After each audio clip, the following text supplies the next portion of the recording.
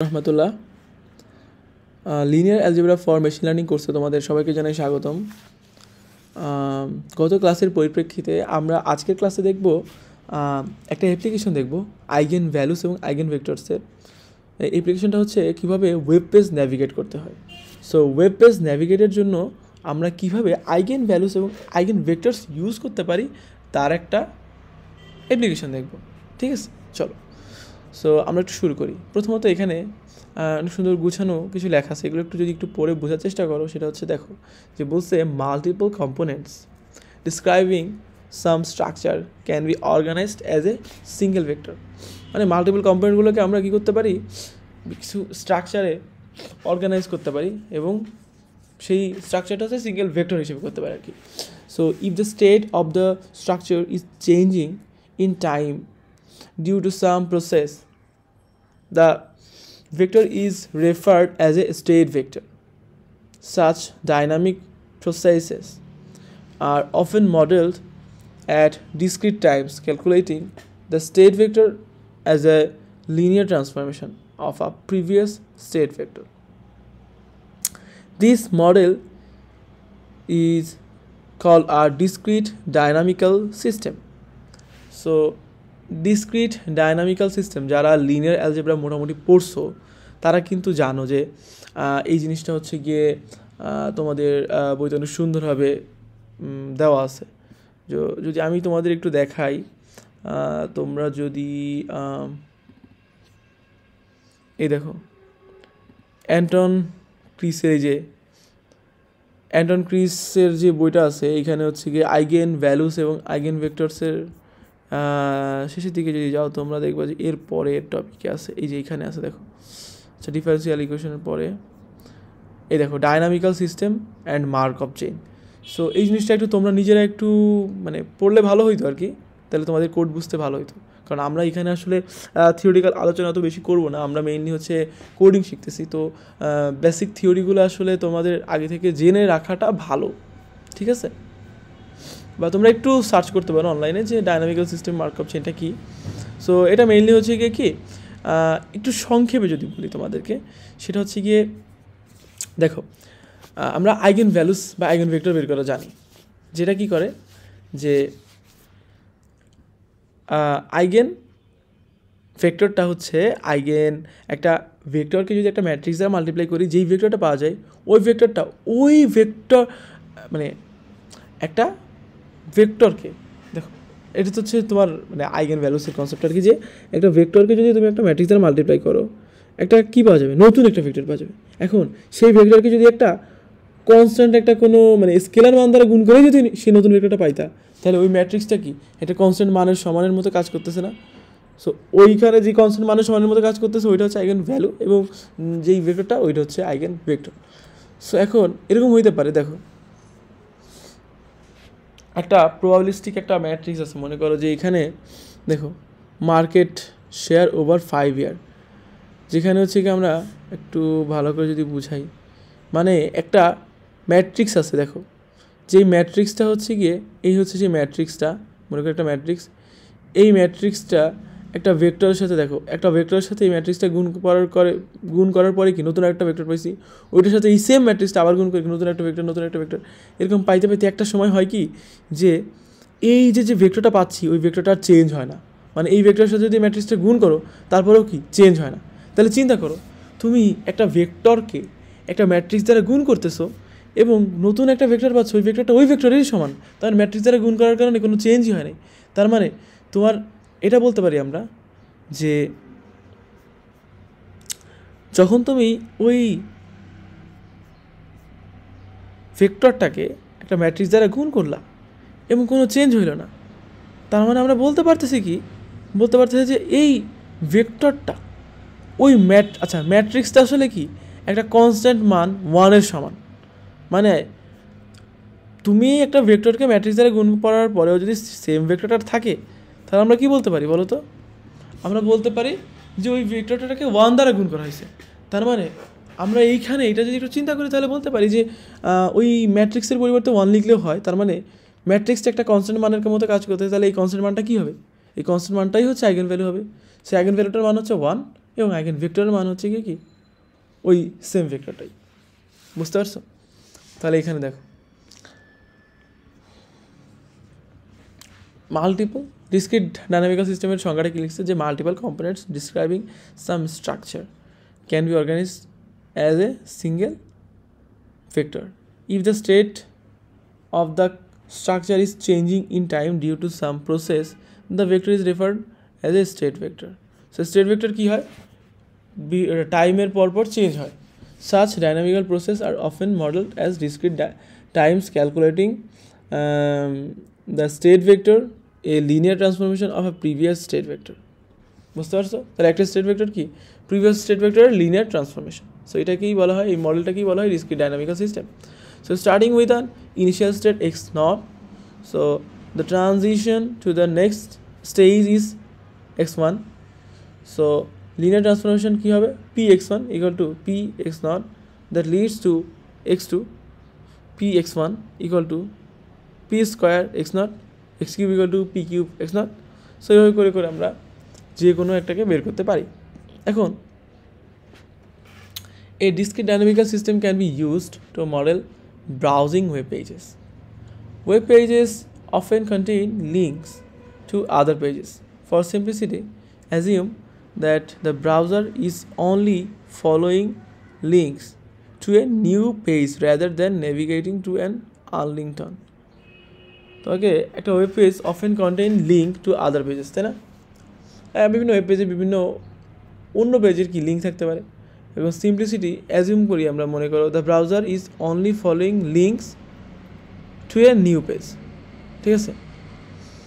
Late the probabilities that the browser is on a particular page at time t be a state vector x T.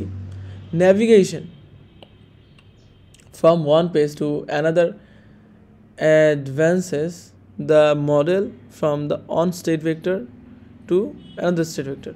So এই extra মনে করি x টি minus one থেকে x টিতে আসছে, a linear transformation defined by matrix P will have entries aij with the probabilities that the browser navigates to page I from j. For fixed column j, the entries represent a probability distribution describing location of the browser at the next step. Thus, the entries each column must add to 1. ঠিক আছে? এখন দেখো exercise 3 কি বলছে। Set matrix P for the small number of page n equal to 5. ঠিক আছে? For the small number of pages n equal to 5, all elements on the main diagonal should be 0 and the entries in each column must add to 1. Here is an example. আচ্ছা, সবগুলো যোগ করে কি হবে, 1 হবে, ঠিক আছে। ওকে, এখন আমরা ডিফাইন করলাম, ডিফাইন করার পরে মেইন ডায়াগোনাল 0 দিলাম, বাকি সবগুলো কি এমনভাবে দিলাম যেন যোগ করে কি হয়, 1 হয়। তাহলে দিলাম এই মেইন ম্যাট্রিক্সটা দিলাম, নাম পাই এরে দিয়ে বানাইলাম। মাল্টিপ্লাই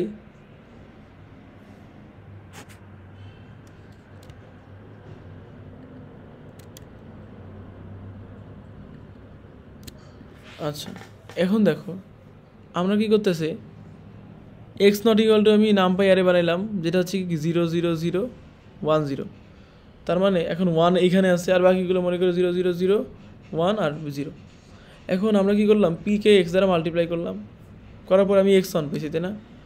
আমি যদি প্রিন্ট সাম পি দেই, সাম পি দিলে কী হবে, এই সবগুলো যোগ করে কি 1 হবে। সো 1 হয়েছে, এক্সপেক্টেড আউটপুট এত, ঠিক আছে। এখন দেখো applying the transformation M times যদি আমি করি, তাহলে কি হবে বলো তো। You can find a vector X M with the probabilities of the browser being at each of the pages after M steps of the navigation. কী হবে, এইটা হচ্ছে এক্স ছিল এবং আমি 20 বার যদি করতে চাই, তাহলে একটা ফর লুপ চালাই দিলাম যে for t in range of m. তাহলে বারবার আমি কি পি এর, এটা হচ্ছে কি আমি তোমাদের আগেই পড়েছিলাম যে আমরা ম্যাট্রিক্স মাল্টিপ্লিকেশন পাইথনের এই @ অপারেটর দিয়েও করতে পারি, ঠিক আছে। সো আমি যদি @ করি @ দিয়েও করা যাবে, বুঝতে পারছো। এখন দেখো, তাহলে আমি 20 বার যদি এম যদি 20 দিয়ে 20 বার যদি করি তাহলে প্রিন্ট এক্স, দেখো এখন নতুন প্রবাবিলিটি এটা আসছে।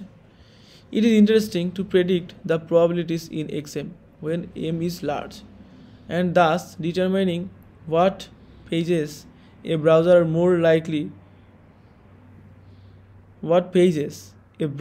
more likely to visit after this sort of random navigation.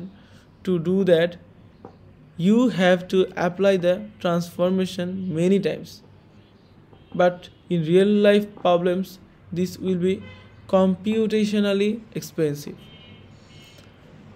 Eigenvalues and eigenvectors can help here significantly reducing the amount of calculation.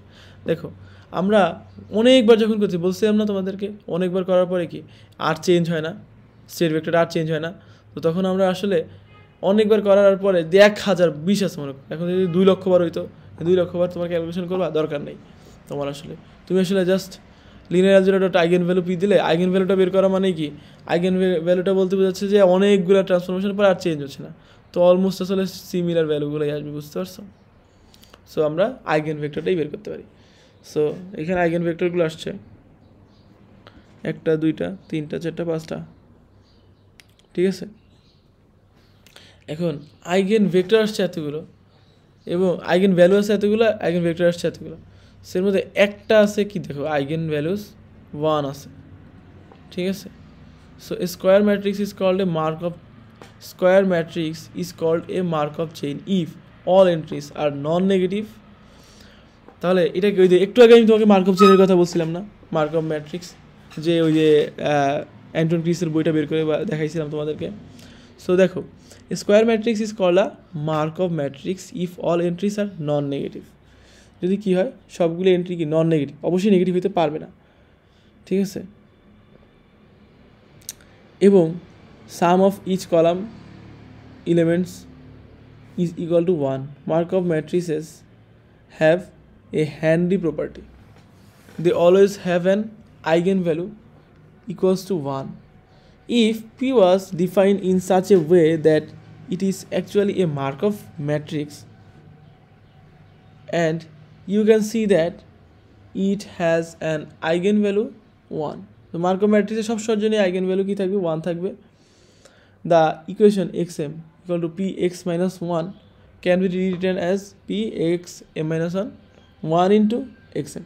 So predicting probabilities xm when m is large, you can actually look for an eigenvector corresponding to the eigenvalue 1, because then you will get px equal to x. বুঝতে পারছো যে একটা ভেক্টরকে ম্যাট্রিক্সে গুণ করার পরেও সেটাই আছে, তার মানে আমি বলতে পারি এখানে আসলে ল্যামডার ভ্যালু 1। এখন আমি যদি কি করি, এনপি লিনিয়ার অ্যালজেব্রা আইগেন এই ফাংশনের মধ্যে আমি কি করলাম, একবার সব করে ফেলছি। দেখো প্রথমত আমি কি করছি, যে আইগেন ভেক্টর, আমরা আইগেন কার জন্য, আইগেন এই ফাংশনটা ইউজ করলাম পি এর জন্য, এর পি 1 দিলাম, প্রথম অ্যারেটার মধ্যে 1 দিলাম, মানে কি আমি এখানে 1 দেওয়া বলতে বোঝাচ্ছি আইগেন ভ্যালু 1 এর জন্য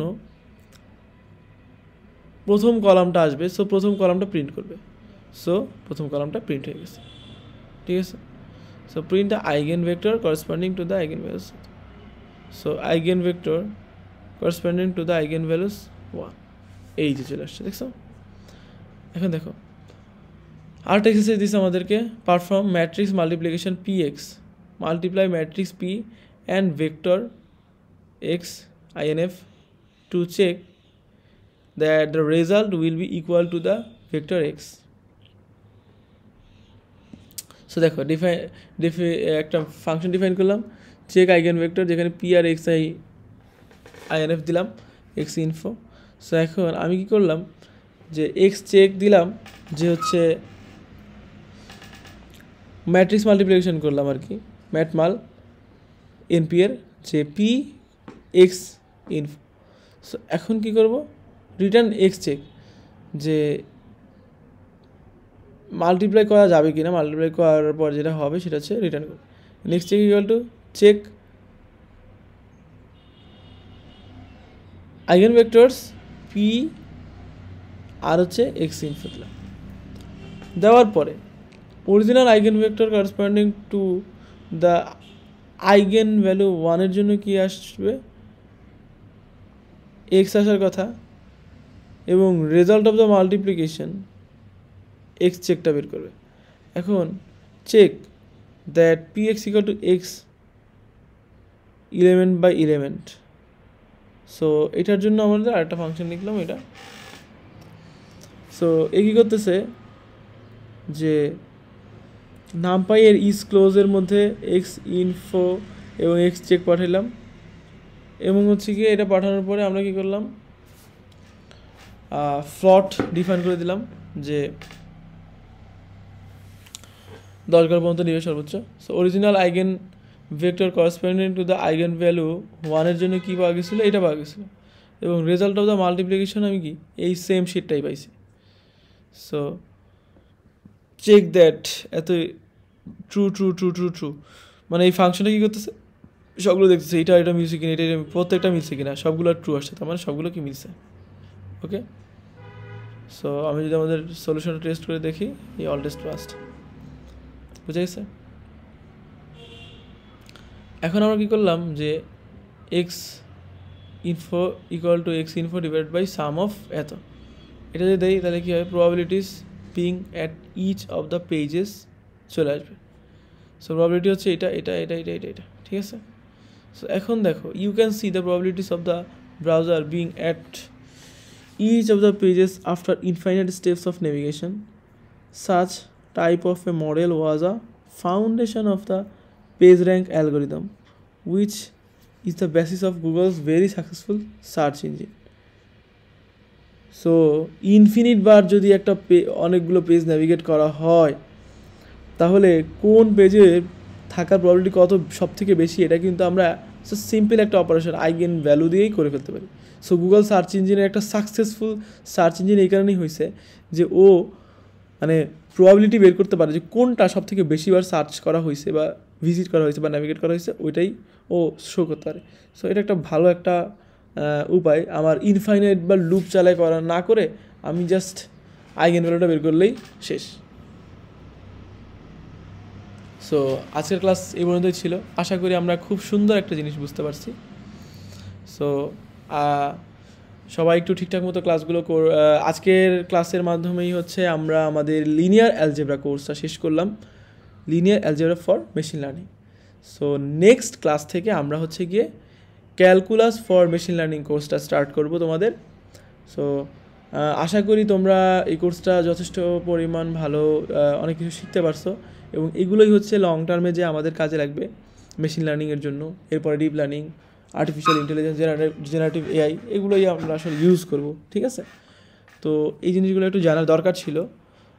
সো নেক্সট ক্লাসে হচ্ছে আমরা নেক্সট ক্লাস থেকে আমরা ক্যালকুলাসের কোর্সটা শুরু করব। আর তোমাদের যদি কোনো কোয়েশ্চেন থাকে অবশ্যই আমাদেরকে কমেন্ট করে জানাবা, অথবা আমি আসলে আগে পরে এভাবে করে আসলে ভিডিও বানানো হয় নাই। সো সেক্ষেত্রে হচ্ছে গিয়ে তোমাদের যদি কোনো মানে বলার থাকে যে ভাইয়া এইভাবে না করে এইভাবে করলে ভালো হয়, বা এইভাবে করলে আমাদের জন্য একটু বেশি ভালো হতো, কারণ যেহেতু দেখো বাংলায় সেরকম ভালো কোনো মানে নাই আর কি, কোর্স নাই মেশিন লার্নিংয়ের বিশেষ করে। সো হচ্ছে এইগুলো যদি একটু ভালো কোয়ালিটির বা হচ্ছে তোমাদের যদি একটু বুঝে যদি একটু উপকারে আসে, তো সেক্ষেত্রে আমি আসলে মনে করবো যে না, আমার একটা ভিডিও দেখে একজনের একটু উপকার হইলো আর কি। তো যাই হোক, আর কথা বাড়াবো না, আজকের ক্লাসে মনে থাকুক, সবাই ভালো থাকুক, ইনশাল্লাহ নেক্সট ক্লাসে দেখা হবে। ততক্ষণ পর্যন্ত স্টে হ্যাপি, স্টে গুড, আল্লাহ হাফেজ।